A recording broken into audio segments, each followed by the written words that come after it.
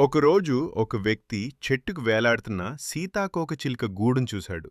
అందులో నుంచి ఒక చిన్న సీతాకోకచిలుక బయటికి రావడానికి చాలా కష్టపడుతోంది. చాలాసేపు ప్రయత్నించినా అది బయటికి రాలేకపోయింది. ఆ వ్యక్తికి జాలి వేసింది. ఒక చిన్న కత్తెర తీసుకుని గూడుకున్న రంధ్రాన్ని కొంచెం పెద్దగా చేశాడు. సీతాకోకచిలుక వెంటనే బయటకొచ్చింది. కానీ దాని రెక్కలు చిన్నగా బలహీనంగా ఉన్నాయి. అది ఎగరలేక నేలపైనే తిరుగుతూ ఉండిపోయింది. ఆ వ్యక్తికి అప్పుడు అర్థం కాలేదు.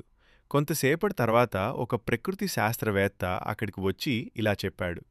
ఆ గూడ్లో నుంచి బయటికి రావడానికి అది చేసే పోరాటమే దాని రెక్కలకు బలమిస్తుంది. నువ్వు సహాయం చేశానని అనుకున్నావు, కానీ ఆ పోరాటాన్ని తీసేయడంతో దాని ఎగిరే శక్తినే తీసేశావు.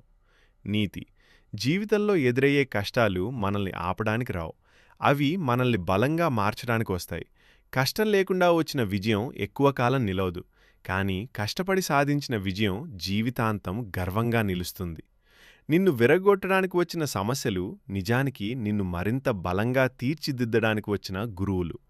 ఇలాంటి మరెన్నో జీవితానికి ఉపయోగపడే మోటివేషనల్ వీడియోల కోసం నా ఐడిని ఫాలో అవ్వండి మావా.